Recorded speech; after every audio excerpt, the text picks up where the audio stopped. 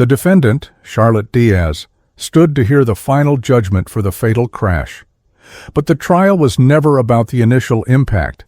It was about the cold psychology behind the fateful decision to flee the scene, because what the jury didn't know was that a single panicked text message sent moments after the collision would reveal a motive far darker than just fear. A man named Stephen Reyes was killed when a 19-year-old woman driving under the influence struck him in a violent crash and fled the scene.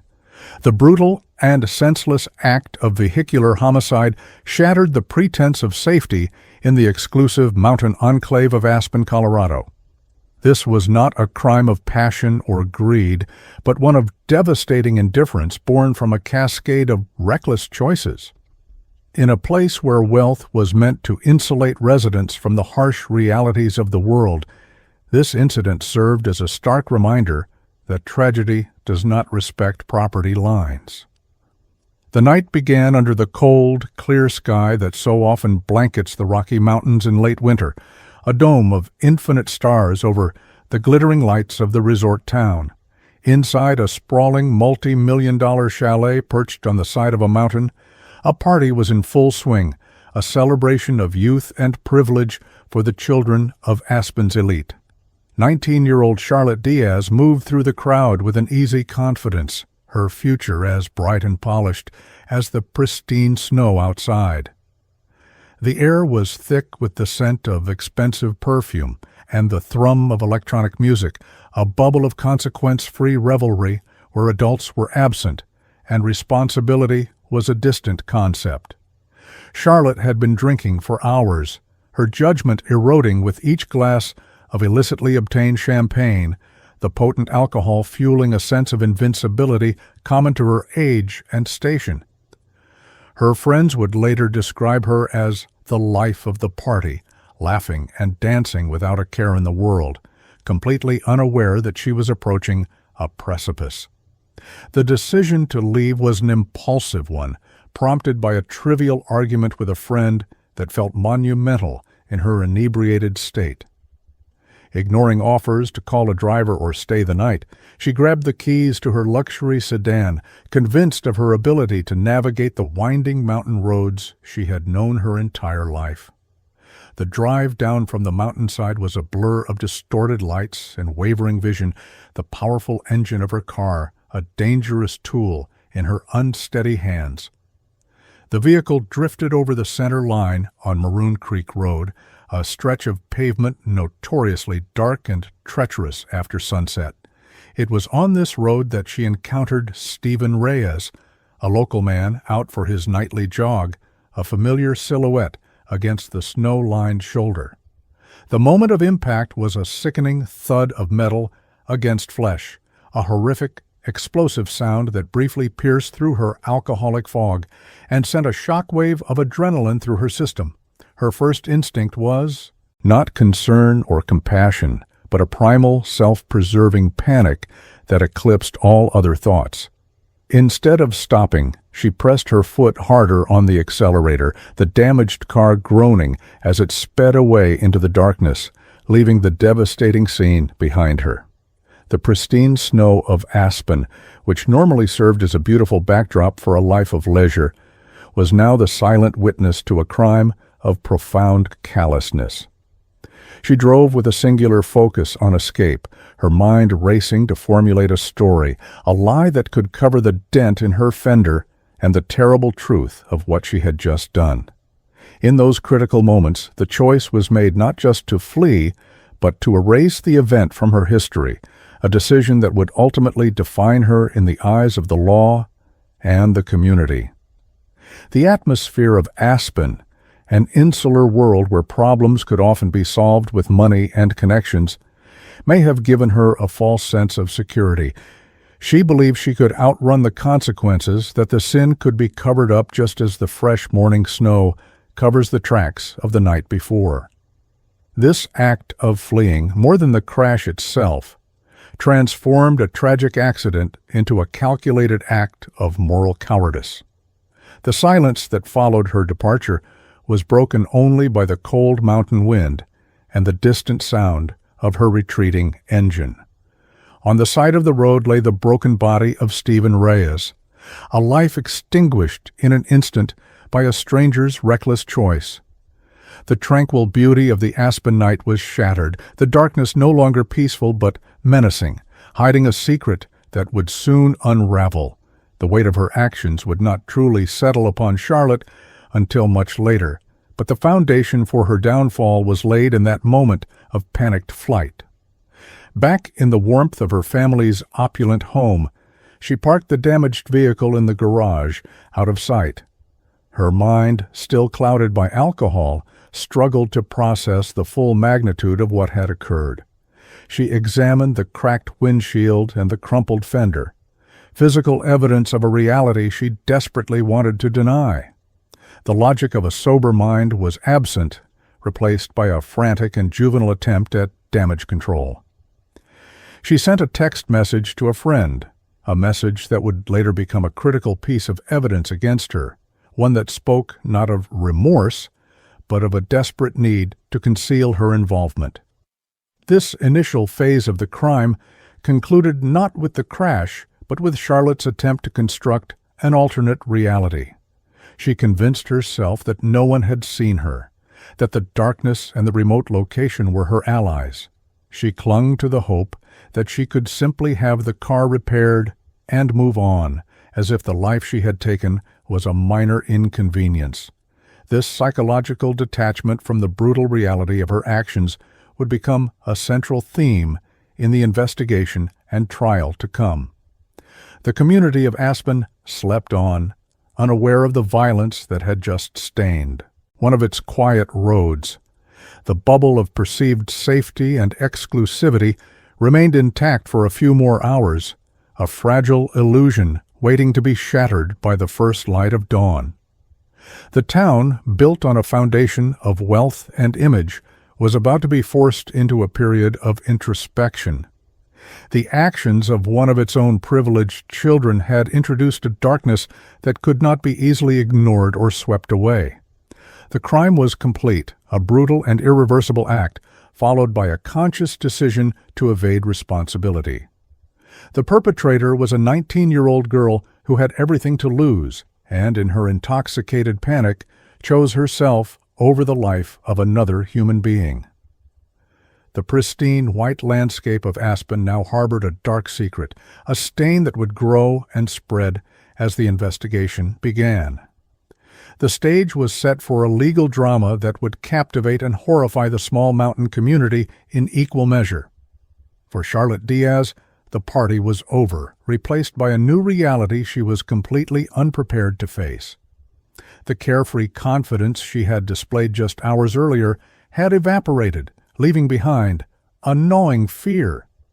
In the silence of her room, the adrenaline began to fade, and the first whispers of the catastrophic consequences of her actions started to creep into her consciousness. The weight of what she had done was a physical presence in the quiet, sterile luxury of her home. The initial act of violence was a product of intoxication and negligence, a tragically common story. However, it was the calculated decision to flee to prioritize self-preservation over basic human decency that elevated this crime to something far more sinister. It was a choice that spoke to a profound failure of character, a detail the prosecution would later seize upon with devastating effect. The exclusive atmosphere of Aspen, which had nurtured her sense of entitlement, had failed to instill in her a fundamental sense of responsibility to others. The final moments of this first chapter were defined by solitude and denial. Charlotte tried to sleep, to escape into unconsciousness, but the image of the impact replayed in her mind. Every sound outside her window made her heart race, the fear of discovery already taking root. The brutal truth was that a man was dead because of her, a fact she could not yet bring herself to fully accept, and a community was about to awaken to a tragedy that would challenge its very identity. Stephen Reyes was more than just a jogger on a dark road. He was a husband, a father of two, and a respected architect who who had helped shape the aesthetic of modern Aspen. He had moved to the exclusive mountain town not for the glamour or the status, but for the profound sense of peace he found in the rugged landscape. His life was one of quiet dedication to his family, his work, and his passion for the outdoors. The world lost a man of substance and integrity, a cornerstone of his family, and a quiet contributor to the community he loved. Born and raised in a modest, middle-class family in Denver, Stephen had worked tirelessly to achieve his success. He was a man defined by discipline and routine, qualities that had served him well in both his personal and professional life. His nightly jog was not a mere hobby, but a ritual, a time for him to clear his head and connect with the natural world that had drawn him to Colorado's high country. Friends and family described him as grounded and unassuming, a stark contrast to the performative wealth that characterized much of Aspen. His wife, Maria Reyes, would later recount how his absence was first felt as a subtle disruption to the household's rhythm. He was always home by a certain time, and when that time passed, a small knot of anxiety began to form. The hours of waiting that followed were a torturous blend of hope and dread, a slow dawning horror that every family of a missing person experiences. The eventual knock on the door from law enforcement was the confirmation of her worst fears, the moment her world fractured into a before and an after. What the world lost in the death of Stephen Reyes was a specific and irreplaceable goodness. His architectural firm was known for its commitment to sustainable design, creating beautiful homes that complemented the mountain environment rather than dominating it. He was a mentor to young architects, always willing to share his time and expertise, fostering a sense of community within his profession. His legacy was etched into the very landscape of the town, in the homes that stood as a testament to his vision and his respect for nature. Beyond his professional accomplishments, Stephen was the emotional anchor for his family. He was the one who coached his son's soccer team, the one who taught his daughter how to ski, the one whose steady presence made their house a home. His death left a void that could never be filled, a silence at the dinner table, an empty space in their lives that echoed with the memory of his voice and his laughter. The tragedy was not just the violent end to his life, but the theft of a future filled with family milestones he would never get to witness. The community of Aspen, often perceived as a transient playground for the rich, revealed a different side in the wake of Stephen's death. There was a genuine outpouring of grief from those who knew him, a collective sense of shock that such a kind and gentle man could meet such a brutal end. He was one of them, a true local who had contributed to the town's fabric in meaningful ways. His death felt like a personal violation to many, a rupture in the carefully curated peace of their mountain sanctuary. In the days that followed, stories of his quiet generosity began to emerge. He had anonymously paid for a neighbor's medical bills, volunteered his firm's services to design a new wing for the local library, and spent his weekends maintaining hiking trails. He was a man who believed in service and community, values that seemed increasingly rare in a town so focused on individual wealth and leisure. He represented a different kind of Aspen, one that was rooted in connection and shared responsibility rather than opulence and exclusivity. The loss of his dreams was a particularly cruel aspect of the tragedy. He and Maria had been planning to take a sabbatical, a year to travel the world with their children before they left for college. He had spoken with excitement about seeing the great architectural wonders of the world, of sharing that experience with the people he loved most. These were not the extravagant fantasies of the ultra-rich, but the heartfelt dreams of a man who had earned his success and wanted to share its fruits with his family. The contrast between the victim and the perpetrator could not have been more stark. Stephen Reyes was a man who had built his life through hard work and discipline, a man who lived with a sense of purpose and a deep respect for others. Charlotte Diaz, on the other hand, was a young woman who had been given everything but had learned to value nothing, her life a series of unearned privileges that culminated in an act of profound irresponsibility. This dichotomy would become a central tension in the subsequent legal proceedings. His family was forced to navigate the bewildering and painful world of the criminal justice system, a world for which they were completely unprepared. Every headline, every news report was a fresh wave of pain, a public spectacle made of their private grief. They had to endure the agonizing details of the crash, the cold and clinical language of autopsy reports and accident reconstructions. They were thrust into a narrative they never chose, their identities forever linked to the tragic circumstances of Stephen's death. The impact of his death rippled outward, touching colleagues, friends, and even casual acquaintances. The local running club held a memorial run in his honor, a silent procession of headlights and reflective vests, moving along the route he so often took. It was a testament to the quiet way he had moved through the world, leaving a mark on people without ever seeking recognition.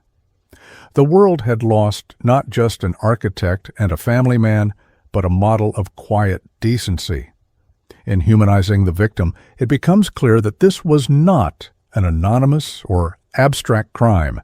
It was the obliteration of a specific, cherished life, a life rich with love, accomplishment, and future promise.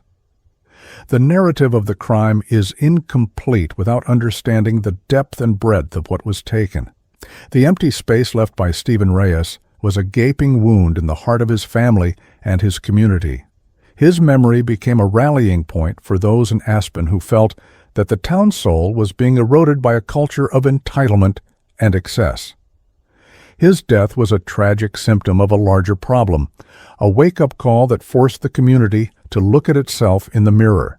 He was a man who embodied the best of what Aspen could be, and his loss served as a painful reminder of what was at stake. The world was poorer for the absence of Stephen Reyes. His children would grow up without their father's guidance, his wife would face a future without her partner, and the town of Aspen would be deprived of a citizen who quietly worked to make it a better place. The brutal nature of his death was an insult to the gentle and purposeful way he had lived his life. And as the investigation into the hit-and-run began, the quest for justice was not just a legal process, it was a moral imperative to honor the memory of a good man. The investigation began with a frantic 911 call from a passing motorist who had spotted something unusual on the darkened shoulder of Maroon Creek Road. The caller's voice was strained with panic, describing a scene of chilling stillness, the unmistakable shape of a person lying motionless beside the pristine snowbank. Within minutes, the piercing sound of sirens cut through the cold mountain air, announcing the arrival of the Aspen Police Department. The initial responding officers secured the area, their flashlight beams cutting through the darkness, revealing the tragic scope of the situation.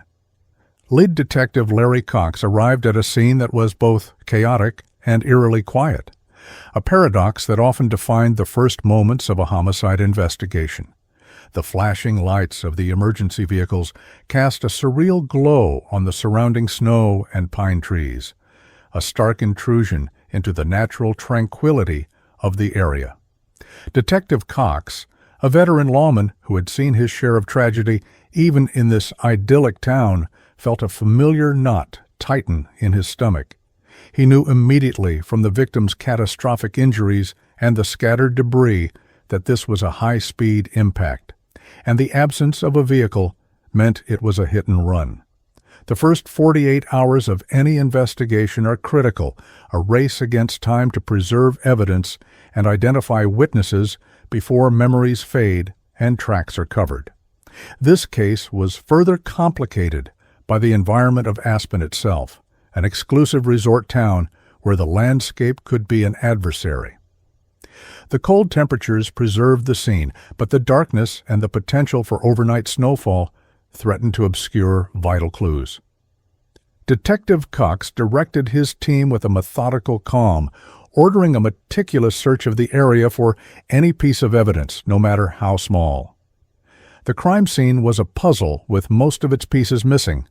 Forensics officers painstakingly collected fragments of a shattered headlight, chips of metallic gray paint, and rubber marks from the tires. Each item was carefully bagged and labeled, a small clue that might eventually lead them to the vehicle and its driver. They worked under the harsh glare of portable floodlights, their breath misting in the frigid air, conscious that the person responsible was already hours ahead of them, creating distance and, perhaps, destroying evidence. Interviews with the few people who lived in the secluded homes nearby yielded little information. Most had been asleep or had heard nothing out of the ordinary, the sound of a speeding car being a common occurrence on the winding mountain roads. The 911 caller could only provide a vague description of a dark sedan speeding away from the area, its taillights disappearing around a bend. It was a frustratingly thin lead, leaving the investigation almost entirely dependent on the physical evidence recovered from the scene. As dawn broke over the mountains, the full, brutal reality of the crime scene was revealed in the clear morning light. The investigation expanded, with officers canvassing local auto body and repair shops, distributing a description of the potential damage and the specific type of headlight assembly they were looking for. In a town as small and close-knit as Aspen, the hope was that a mechanic would recognize the vehicle or report a suspicious repair request. The unique atmosphere of the town, where everyone seemingly knew everyone else, could in this instance work to the investigator's advantage. Detective Cox understood the psychology of a hit-and-run driver. The decision to flee is born of panic, but it is sustained by a cold, calculated desire for self-preservation. The perpetrator was likely a local, someone familiar with the roads, and someone who now had a significant secret to hide. He theorized that the driver was likely young, given the time of night and the reckless nature of the act, and probably intoxicated, a factor that would have amplified both their negligence and their subsequent fear of being caught.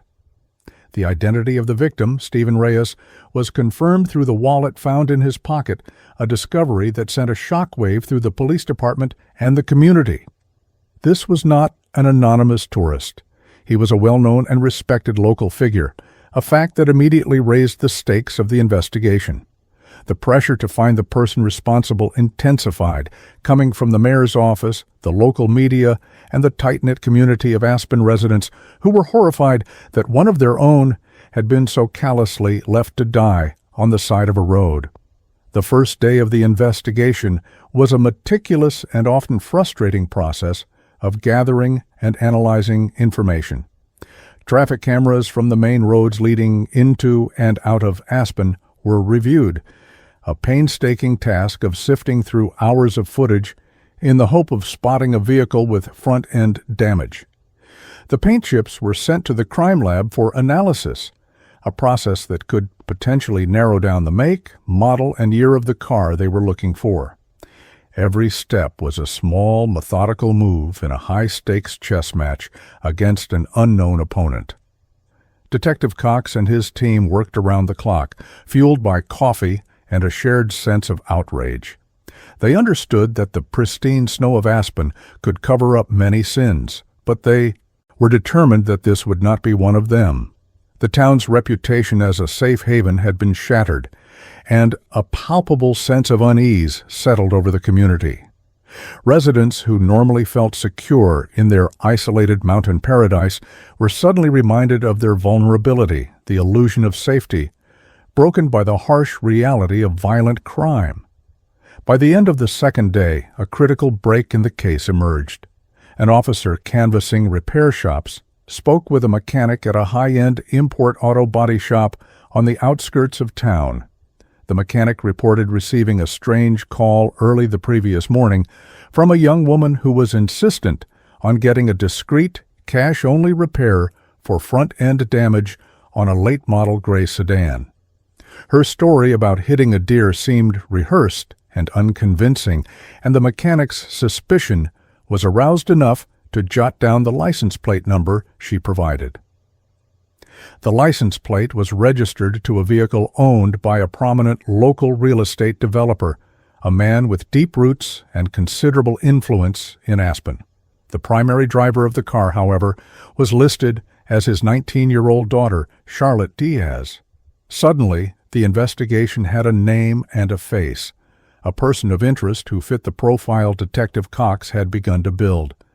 The pieces of the puzzle were starting to fall into place, leading them to the doorstep of one of the town's most powerful families. The initial 48 hours had been a testament to relentless, old-fashioned police work, a combination of forensic science and street-level canvassing. The first clues, found scattered on a cold, dark road, had provided the thread that, when pulled, began to unravel a web of deceit. A suspect had emerged from the shadows, not a hardened criminal, but a privileged teenager who had made a series of catastrophic decisions. The investigation was about to enter a new and more confrontational phase, moving from the crime scene to the suspect herself. The focus now shifted entirely to Charlotte Diaz. Detective Cox knew he would have to proceed carefully, aware of the legal resources her family could undoubtedly afford. But he was also confident in the evidence they were beginning to assemble. The quiet, exclusive world of Aspen was about to be rocked by a scandal that would expose the dark underbelly of wealth and entitlement.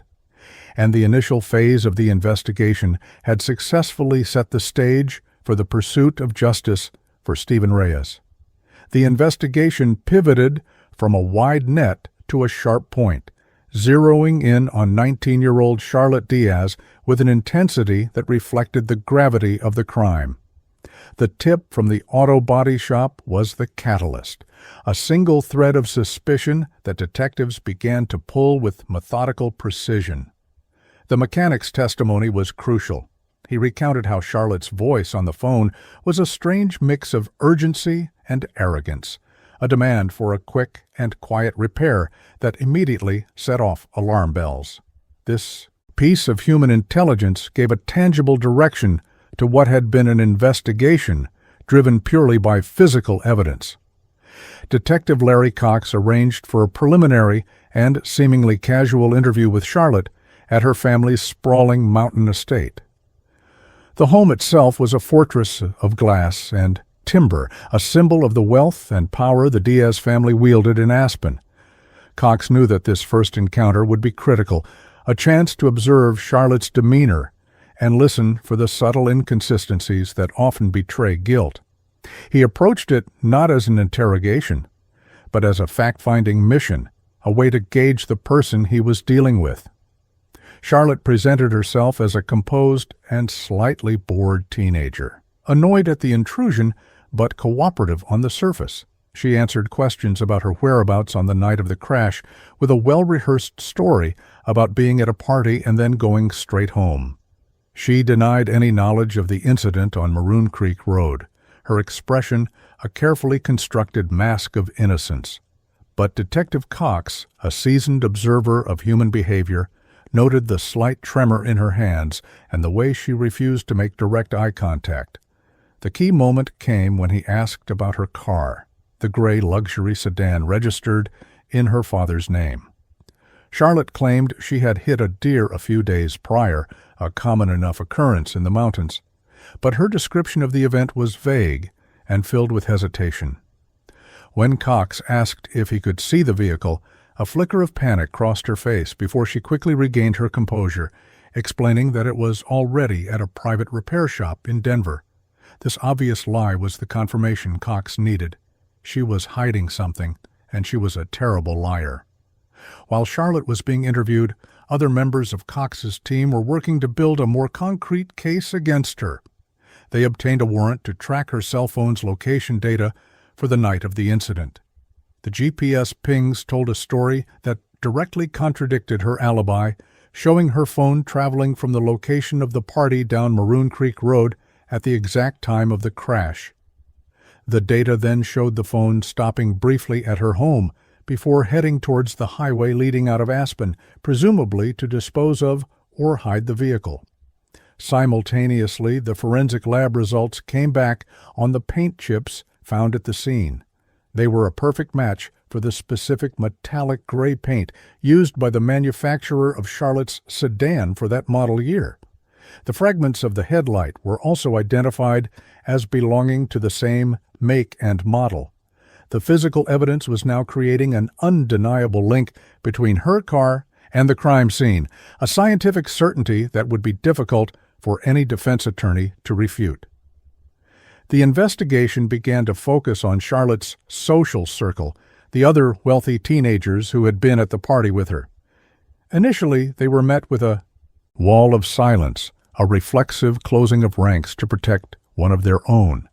However, under the pressure of formal police interviews and the threat of legal consequences for obstructing an investigation, the wall began to crack. A few witnesses admitted that Charlotte had been heavily intoxicated at the party and had insisted on driving herself home despite their protests. One friend, in a tearful confession, provided detectives with an even more damning piece of information. She showed them a series of text messages she had received from Charlotte in the early hours of the morning after the party. In the texts, Charlotte admitted she had hit something on the way home and was freaking out. The messages were a digital confession, a real-time account of her panic and her desperate attempt to figure out how to cover up the incident. The emergence of Charlotte Diaz as the primary suspect sent a shockwave through the insulated community of Aspen's elite. The Diaz family was well-known and powerful, major players in the town's lucrative real estate market. The idea that their daughter could be responsible for such a heinous crime was a source of gossip and disbelief. It challenged the carefully constructed image of the town as a paradise, revealing a darkness and a moral rot that many preferred to ignore. Detective Cox and his team were acutely aware of the political and social sensitivities of the case.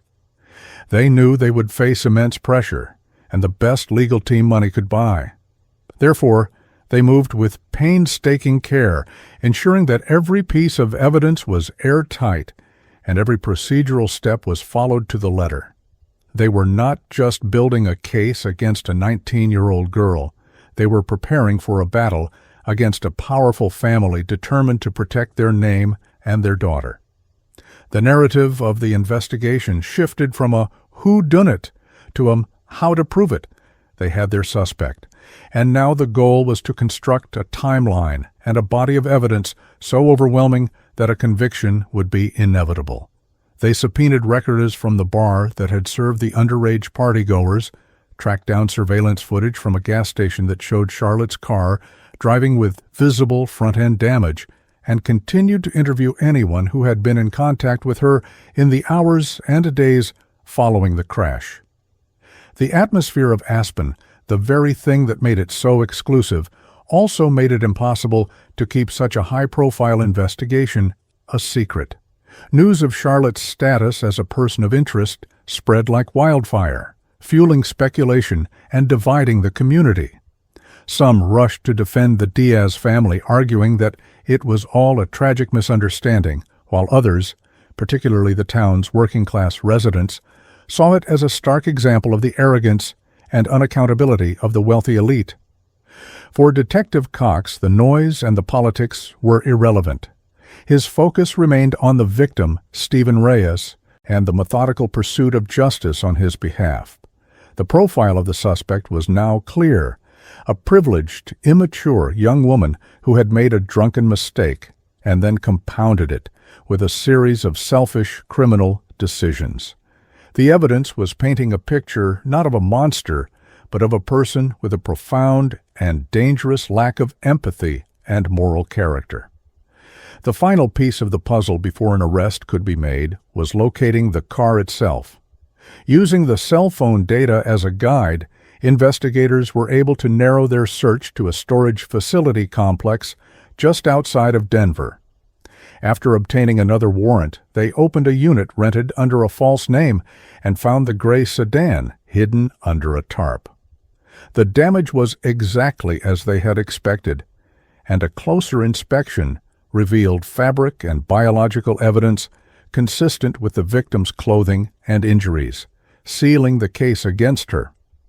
With the car secured and the evidence mounting, the investigation had reached its logical conclusion. A suspect had emerged not through a single dramatic revelation, but through the steady, patient accumulation of facts. Charlotte Diaz, who had believed her wealth and status could shield her from consequences, was now inextricably linked to the death of Stephen Reyes. The time for questions was over. The time for an arrest was at hand. With Charlotte Diaz firmly identified as the prime suspect, the focus of the Aspen Police Department shifted to the meticulous and crucial phase of building an unassailable case. This was no longer about finding a perpetrator, but about constructing a narrative for a jury, a story built on a foundation of irrefutable facts. Prosecutor Hannah Castillo, a sharp and tenacious lawyer from the district attorney's office, was brought in to oversee the legal aspects of the case, ensuring that every piece of evidence would stand up to the intense scrutiny of a high-profile trial. The cornerstone of the prosecution's case was the physical evidence tying Charlotte's car to the scene of the crime. The recovered vehicle was a treasure trove for the forensics team. They matched the unique fracture patterns of the broken headlight fragments from the roadside to the damaged housing on the car, a fit as unique as a fingerprint. Furthermore, microscopic analysis of the paint from the victim's clothing revealed the same chemical composition as the paint on the car's fender, creating a direct physical link between the vehicle and Stephen Reyes. Beyond the physical evidence, the digital trail that Charlotte left behind was proving to be incredibly damning.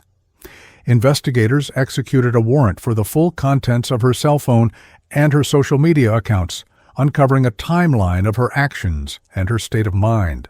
Her text messages to her friend, in which she admitted to hitting something and expressed fear of getting caught, were the modern equivalent of a written confession. Prosecutor Castillo knew that presenting these messages to a jury would be a powerful tool to dismantle any claims of ignorance or innocence. The case was further strengthened by a series of eyewitness testimonies that collectively dismantled Charlotte's alibi. Several partygoers were now cooperating fully, providing sworn statements that she was visibly and severely intoxicated, stumbling and slurring her words before she got behind the wheel. The bartender at the private event, fearing legal repercussions, also confirmed serving her multiple alcoholic beverages, despite knowing she was underage. This established the crucial element of recklessness required for a DUI charge. Another key witness was a tourist who had been driving on the opposite side of Maroon Creek Road moments after the crash. While they hadn't seen the impact itself, they provided a sworn statement about a gray sedan driving erratically at a high rate of speed away from the direction of the incident. They recalled the car swerving over the center line, a detail that corroborated the theory of an intoxicated driver. This testimony helped to paint a picture of Charlotte's state of mind immediately after the collision, not one of shock or remorse, but of a frantic and dangerous escape. The accident reconstruction team played a pivotal role in building the case, using sophisticated software and forensic mapping to recreate the final moments of Stephen Reyes's life. Their analysis of the tire marks, the debris field, and the damage to the vehicle allowed them to calculate the car's speed at the time of impact, which was determined to be well over the posted speed limit. Their report concluded that the crash was not an unavoidable accident, but a direct result of the driver's negligence and excessive speed, leaving the victim with no chance to react or survive. Prosecutor Castillo's strategy was to build a narrative of escalating culpability. She planned to argue that this was not simply a case of a tragic DUI.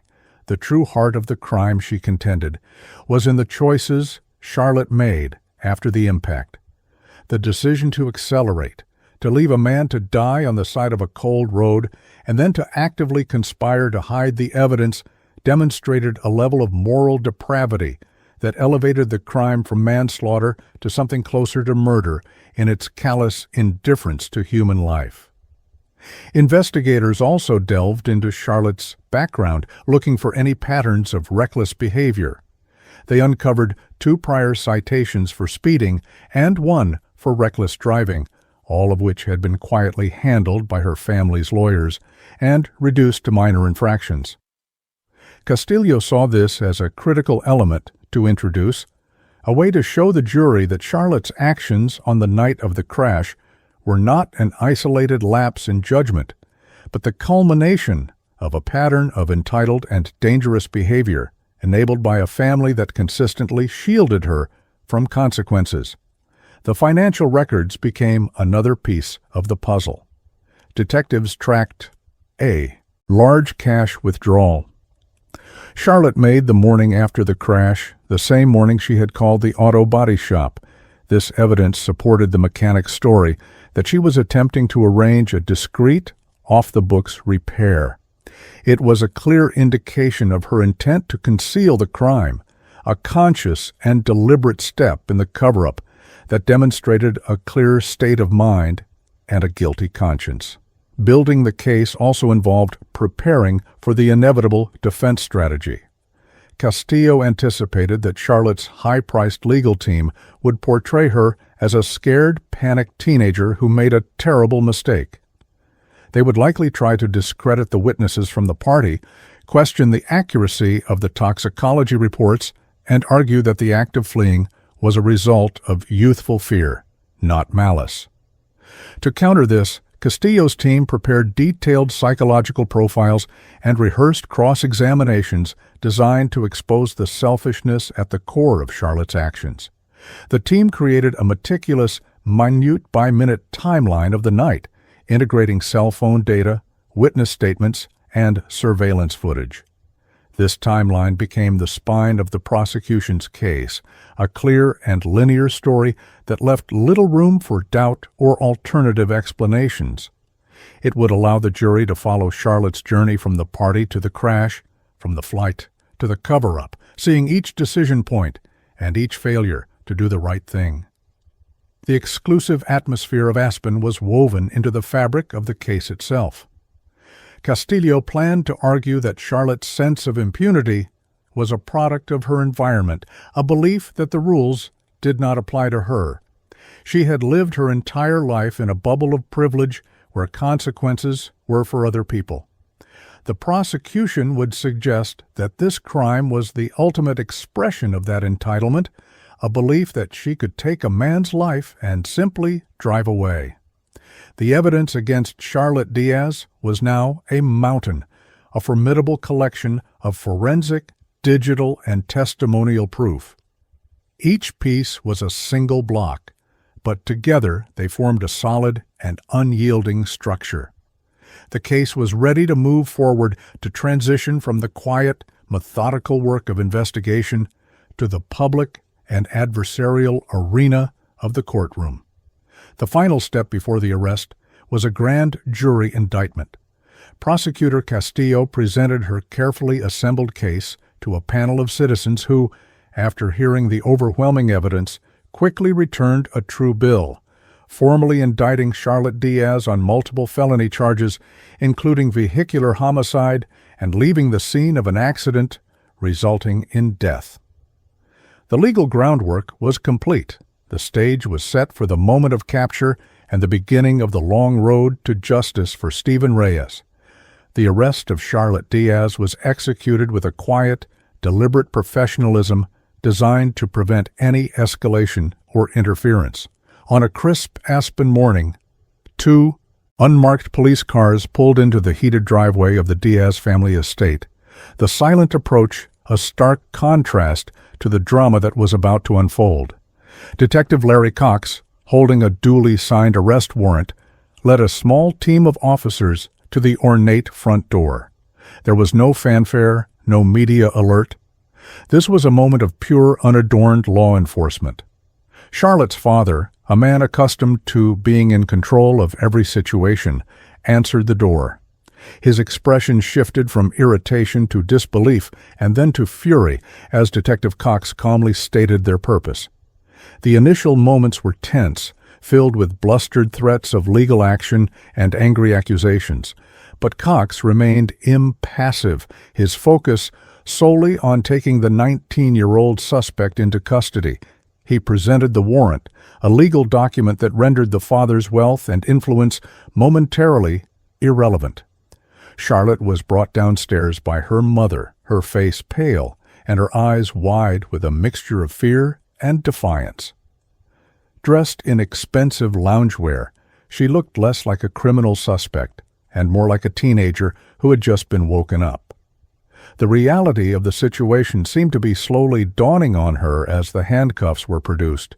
The cold, metallic click of the cuffs locking around her wrists was a stark, auditory symbol of her new reality, a sound that cut through the privileged silence of her home. The ride to the Aspen police station was silent, the tension in the back of the patrol car thick enough to feel. Charlotte stared out the window at the passing scenery of the town where she had lived a life of unchecked freedom, the familiar landscape now looking alien and hostile. Her carefully constructed world was crumbling in real time. The bubble of protection and privilege had been definitively burst. This was a consequence she could not talk her way out of, a problem her father's money could not instantly solve. Once at the station, she was processed like any other suspect, fingerprinted, photographed for a mugshot, and allowed a phone call to her lawyer. The sterile, impersonal environment of the police station was a world away from the bespoke luxury she was accustomed to. The arrogance she had displayed in her initial interview with Detective Cox had evaporated, replaced by a sullen, resentful silence. She was now officially a defendant in a criminal case, a label that would follow her for the rest of her life. The interrogation began an hour later, in a small, windowless room, the setting designed to be psychologically discomforting. Detective Cox and another officer sat across a simple metal table from Charlotte and her high-powered defense attorney. The lawyer immediately advised her not to speak, a standard legal strategy, but Cox knew that the psychological pressure of the situation could often override a lawyer's counsel. His goal was not necessarily to elicit a full confession, but to observe her reactions and lock her into a story that could be dismantled in court. Cox began by methodically laying out the evidence against her, speaking in a calm, factual tone. He presented photographs of the crime scene, the debris, and the victim. He detailed the forensic match of the paint chips and the headlight fragments. He spoke about the witnesses from the party who had described her level of intoxication. With each piece of evidence, he watched her reactions, noting the flicker of her eyes, the tensing of her jaw, the way she instinctively looked to her lawyer for reassurance. The turning point in the interrogation came when Detective Cox brought up the text messages. He read them aloud, her own words filling the small room, a chilling narrative of her panic and her desire to conceal her actions. "I hit something hard, freaking out. Need to get the car fixed ASAP. Don't tell anyone." Hearing her words spoken by a police detective seemed to breach her defenses. The mask of detached coolness finally cracked, and tears began to stream down her face. It was at this moment that her youthful immaturity became glaringly apparent. Her crying was not that of remorse, but of self-pity, the tears of a child who had been caught and was afraid of the punishment to come. Through her sobs, and against the frantic signals from her lawyer, she began to talk. She admitted to being at the party, to drinking, and to driving. She tried to frame the crash as an unavoidable accident, claiming the jogger had come out of nowhere. Her story was a desperate attempt to minimize her culpability, a narrative filled with excuses and deflections of blame. She portrayed herself as the victim of circumstance, a scared teenager who had panicked and made a bad decision. There was no mention of Stephen Reyes, no expression of sorrow for the life she had taken. Her entire focus was on herself, on the trouble she was in, and on how unfair it all seemed. Detective Cox listened patiently, letting her talk, her words providing the prosecution with invaluable insight into her mindset. Her self-centered account of the events would be a powerful tool for Prosecutor Hannah Castillo in court. It demonstrated a profound lack of empathy, a failure to grasp the gravity of her actions. She was not a monster, but something perhaps more unsettling. A perfectly ordinary person who was so insulated by privilege that she had become incapable of seeing the world from anyone's perspective but her own. The interrogation concluded after she had exhausted her self-serving narrative. Her lawyer, frustrated by his client's inability to remain silent, ended the session. Charlotte was escorted to a holding cell to await her arraignment, the reality of her situation finally and fully setting in. The concrete walls of the cell were an unyielding symbol of the consequences she had spent her life avoiding. The arrest and interrogation were a critical transition point in the case. They marked the end of the investigation and the beginning of the legal battle. The evidence was now paired with the suspect's own words and demeanor, creating a compelling and damning portrait for the prosecution. Charlotte Diaz, the privileged daughter of one of Aspen's most powerful families, was now just another defendant, stripped of her status and facing the full, impartial weight of the law. The news of the arrest spread quickly through Aspen, dominating conversations in coffee shops, on ski lifts, and in expensive restaurants. The community was now forced to confront the uncomfortable truths the case had unearthed about class, privilege, and justice in their town. The pristine image of Aspen had been irrevocably tarnished, and the stage was set for a trial that would be a reckoning for both the defendant and the community that had shaped her. The trial of the state versus Charlotte Diaz began in the Pitkin County Courthouse, a modest building in the heart of Aspen that seemed ill-equipped for the media storm it was about to endure. The courtroom was packed to capacity every day, a silent theater for a drama that had captivated the town and the nation. On one side sat the grieving family of Stephen Reyes, their faces a portrait of quiet dignity and unimaginable pain.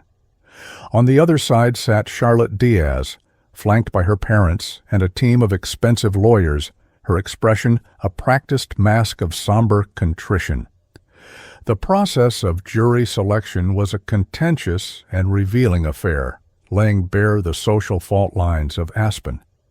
Prosecutor Hannah Castillo fought to seat jurors from the town's working class, people who might be less swayed by the Diaz family's status and more likely to feel a sense of outrage at the crime. The defense, in turn, sought jurors from the same affluent circles as their client, hoping they would be more sympathetic to the narrative of a youthful mistake.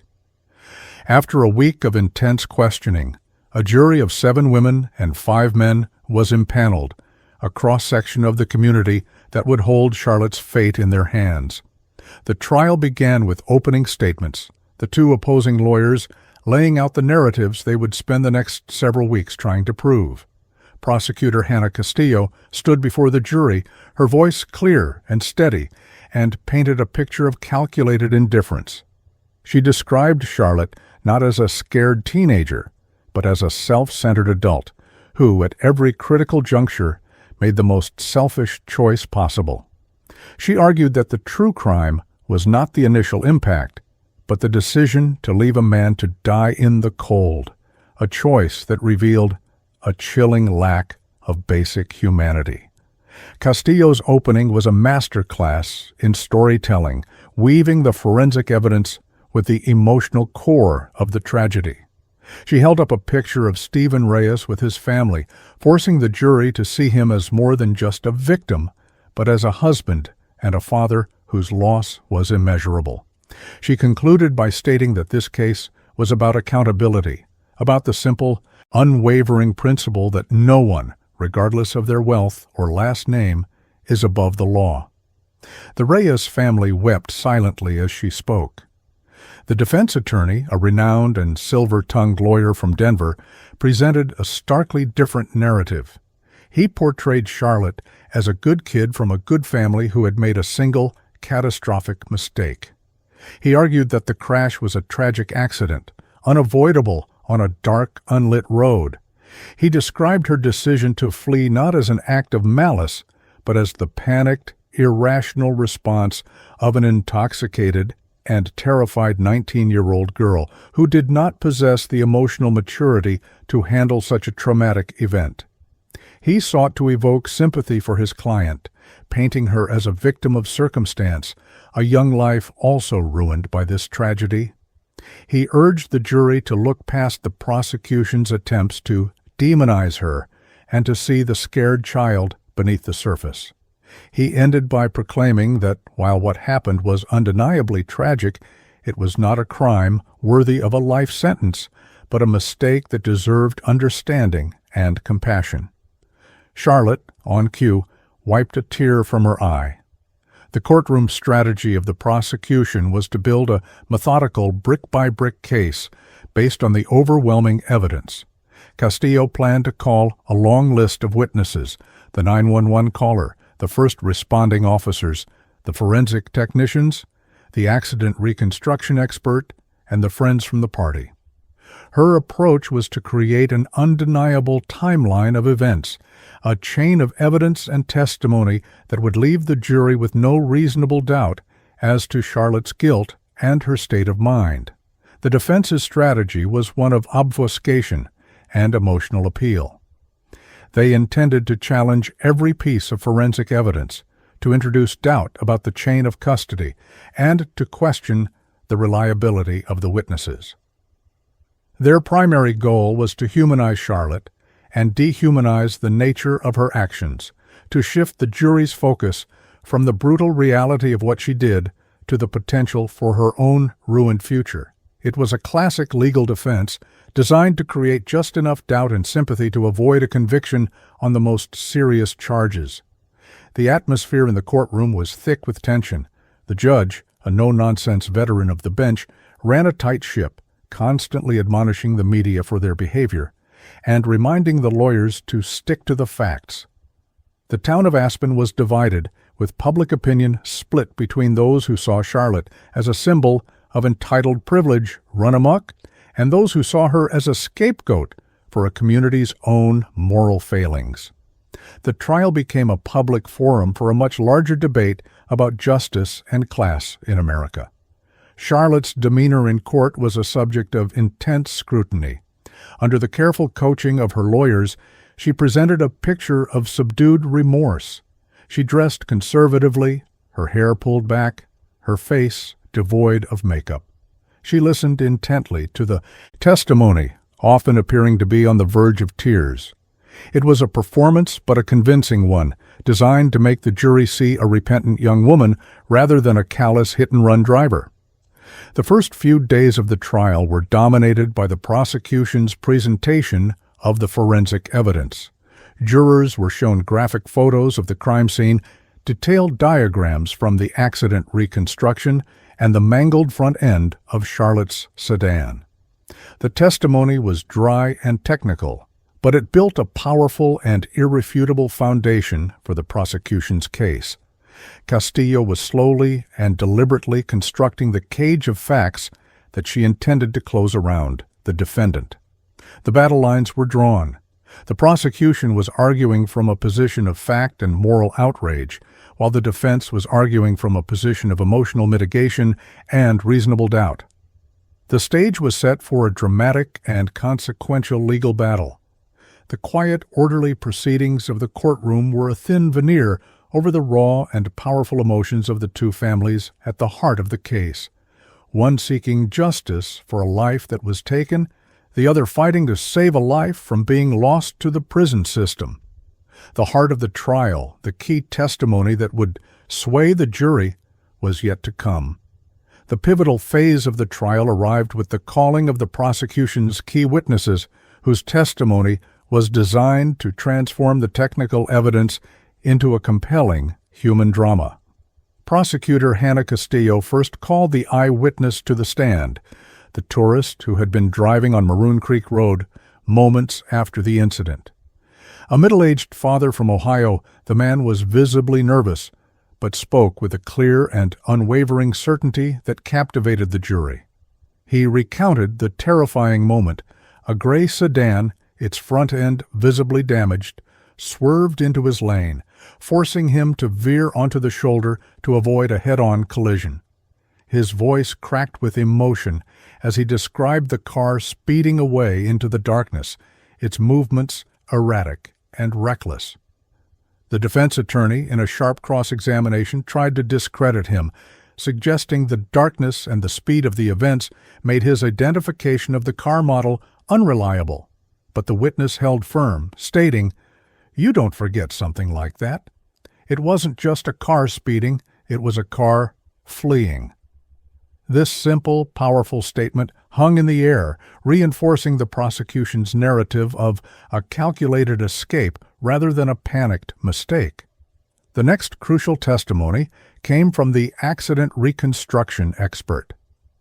A man with decades of experience, he used detailed animations and charts to walk the jury through the physics of the crash.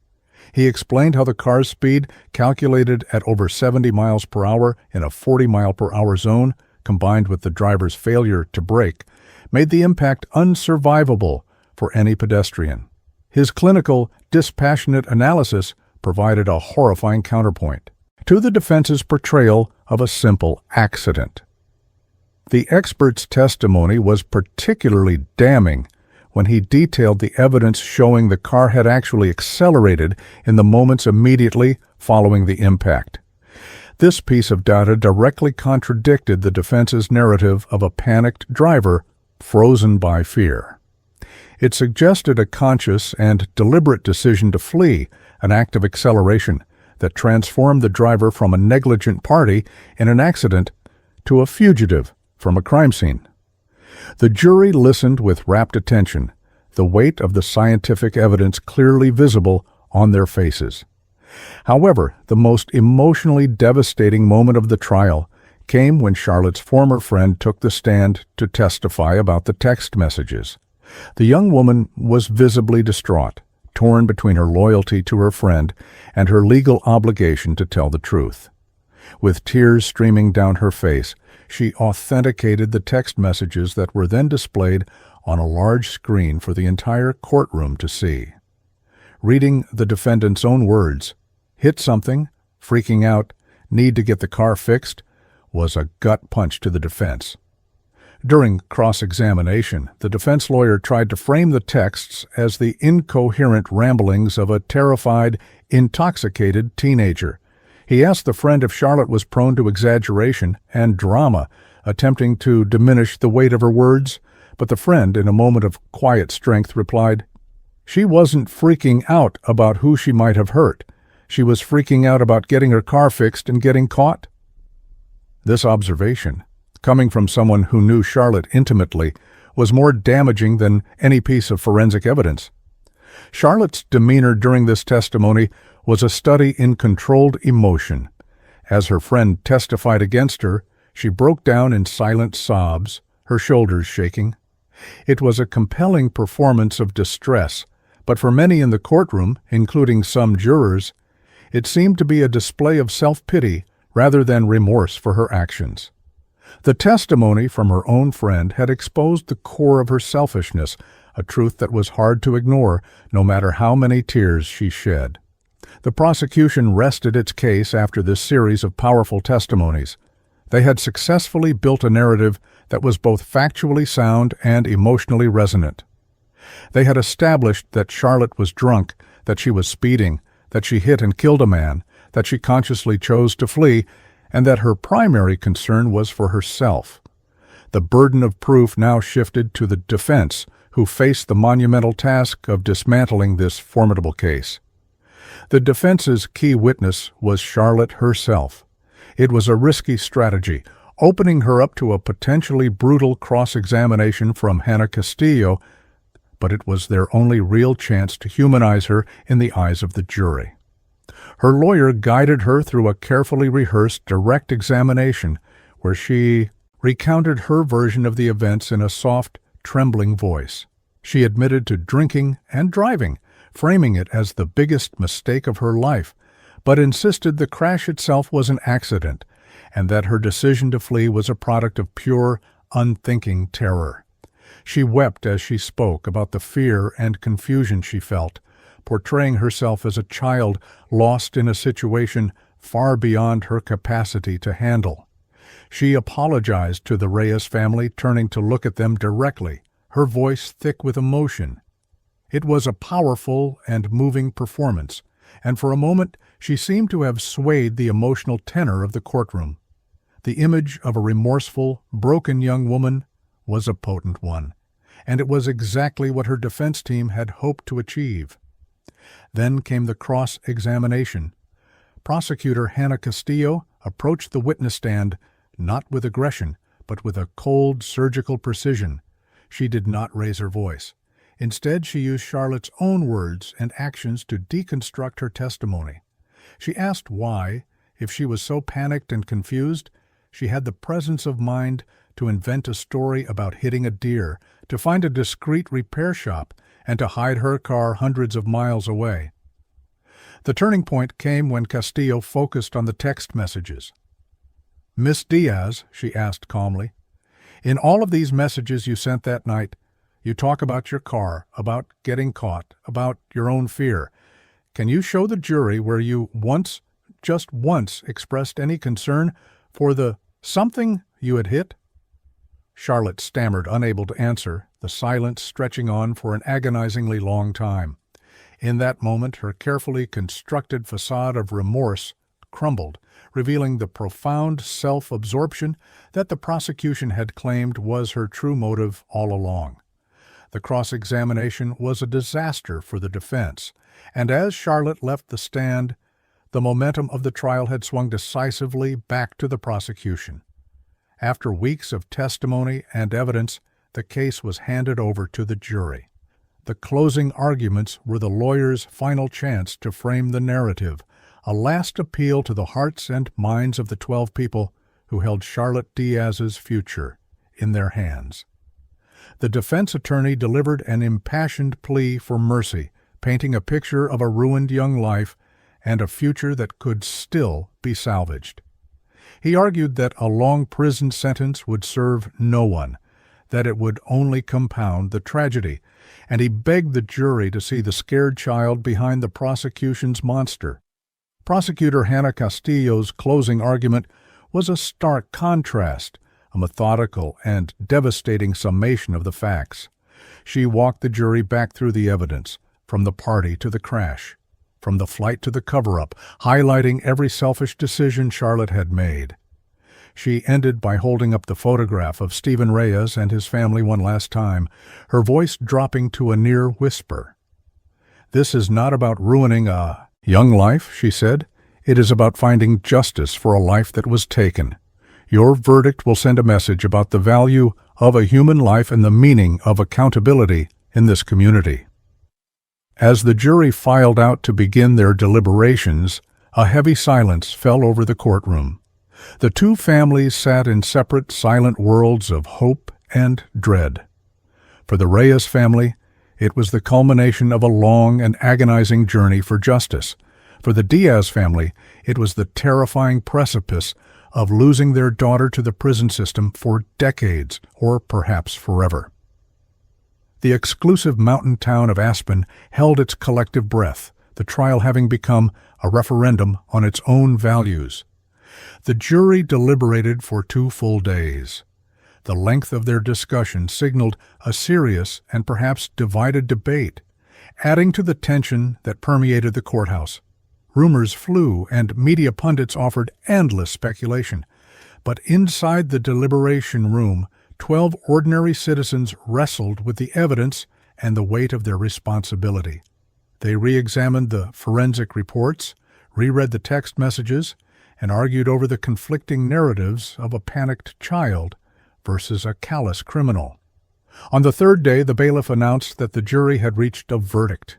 The courtroom was hastily reassembled, the atmosphere thick with an almost unbearable tension. Charlotte Diaz was brought in, her face ashen, her hands trembling. She stood beside her lawyer, her parents sitting directly behind her, their faces etched with anxiety. The Reyes family sat together, holding hands, their expressions a mixture of grief and stoic resolve. The jury filed back into the jury box, their faces grim and unreadable. The foreperson, a middle-aged woman, handed the verdict form to the bailiff, who passed it to the judge. The judge reviewed the document for a moment before handing it back to the foreperson to be read aloud. The rustling of the paper was the only sound in the completely silent room. In the matter of the state versus Charlotte Diaz, the foreperson began, her voice steady. On the charge of vehicular homicide, we, the jury, find the defendant.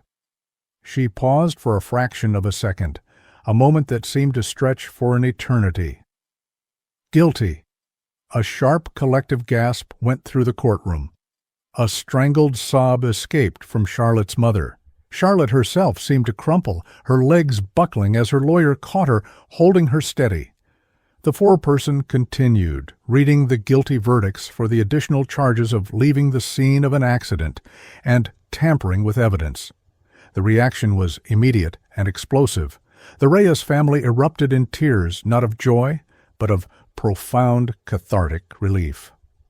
Maria Reyes collapsed into the arms of her son, their shared grief finally validated by the court. Across the aisle, the Diaz family's world imploded. Charlotte's father shouted in anger, his carefully maintained composure shattering into a million pieces, while her mother wept uncontrollably. Charlotte stood, frozen in a state of shock, her face a blank mask of disbelief as the reality of her conviction washed over her. The judge called for order, his voice booming through the chaotic courtroom as he banged his gavel. Once a semblance of calm was restored, he thanked the jury for their service and set a date for sentencing. Charlotte was immediately taken into custody, her bail revoked. The image of her being led away in handcuffs, no longer a defendant but a convicted felon, was a stark and powerful conclusion to the trial. She looked back at her parents one last time, her face a mixture of terror and confusion, before disappearing through a side door. Outside the courthouse, the verdict was met with a divided but largely positive reaction from the public. For many in Aspen, justice had been served. It was a reaffirmation that the legal system could and would hold the wealthy and privileged accountable for their actions. It was a moment of catharsis for a community that had been grappling with the ugly implications of the crime for months. The message was clear.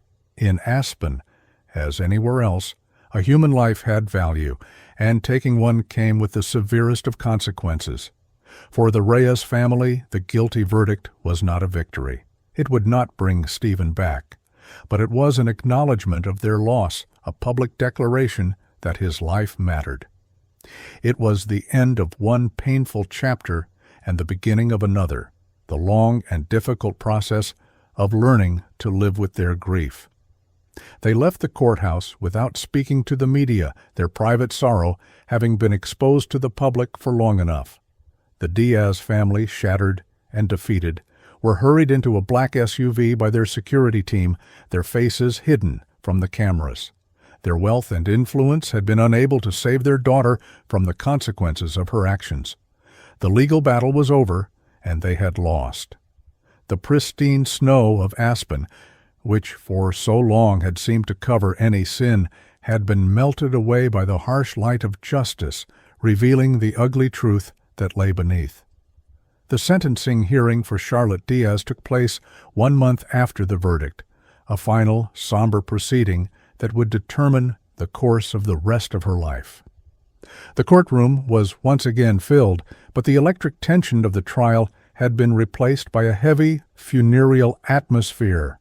Charlotte, now clad in a standard-issue jail jumpsuit, looked gaunt and hollowed out, the last vestiges of her youthful arrogance stripped away by a month in a cell. Her 19 years seemed like a lifetime ago. She looked older, harder, and utterly broken. Before passing sentence, the judge allowed for victim impact statements. Maria Reyes, Stephen's widow, stood before the court, her voice trembling, but her resolve firm. She spoke not of anger or hatred, but of the profound and unending emptiness that now defined her family's life. She described the stolen future, the family milestones her husband would never see, and the simple, everyday moments whose absence caused the most pain. She looked directly at Charlotte and said, "You didn't just kill my husband. You killed a part of all of us, and that is a life sentence we will all have to serve." When it was her turn to speak, Charlotte read from a prepared statement, her voice barely a whisper. She apologized for her actions, expressing the remorse that had been so conspicuously absent during the trial. But her words, however heartfelt they may have seemed, felt to many in the courtroom like they were too little, too late. Her apology could not undo the damage, nor could it erase the memory of her initial self-serving reactions to the crime. The judge, a man known for his stern demeanor, listened to both statements without expression. When he finally spoke, his words were a scathing indictment of Charlotte's actions and the culture of entitlement that had enabled her. He stated that while he acknowledged her youth, he could not ignore the profound moral failure she displayed. He focused on her decision to flee, calling it an act of unfathomable selfishness and a complete abdication of the basic responsibilities we owe to one another as human beings. Then he delivered the sentence. Citing the egregious nature of the crime, particularly the act of fleeing and attempting to cover it up, he sentenced Charlotte Diaz to life in prison, with the possibility of parole after 25 years. The sentence was far harsher than most had expected, and a collective gasp swept through the courtroom. Charlotte collapsed into her chair, her body shaking with uncontrollable sobs as the finality of her fate settled upon her. A life sentence, handed down to a 19-year-old, was a stunning and decisive end to the case. The aftermath of the sentence sent ripples through Aspen and beyond. The Diaz family, having lost their appeals, eventually retreated from public life, their name forever associated with the town's most infamous crime. The case became a cautionary tale, a brutal lesson in consequences that was taught to a new generation of privileged teenagers in the mountain community. The winding stretch of Maroon Creek Road where Stephen Reyes was killed became an informal memorial, a place where locals would leave flowers and running shoes in his honor. The legacy of the case was complex. On one hand, it was seen as a triumph of the justice system, a powerful statement that wealth and status cannot place one above the law. The life sentence was a clear message that the community would not tolerate the kind of reckless indifference that led to Stephen Reyes's death. It forced a difficult conversation in Aspen about the responsibilities that come with privilege and the moral education of its children. On the other hand, the severity of the sentence sparked a debate about the nature of punishment for young offenders. Some legal experts and activists argued that a life sentence for a 19-year-old, regardless of the crime, was excessively punitive and failed to account for the potential for rehabilitation. They pointed to the undeveloped nature of the adolescent brain, arguing that Charlotte's panicked, immature decisions were a product of her age as much as her character. The case became a focal point in the larger ongoing debate about juvenile justice and the purpose of incarceration. For the Reyes family, the sentence provided a sense of closure, but it did not heal their wounds.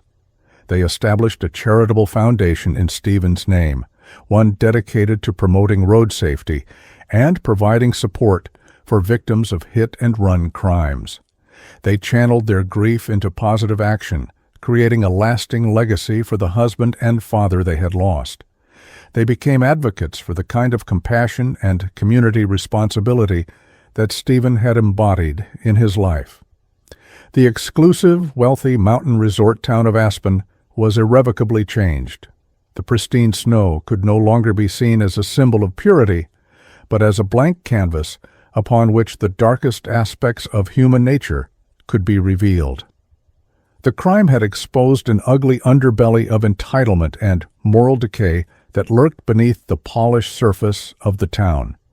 The community was forced to look inward, to question the values it was promoting and the kind of people it was producing.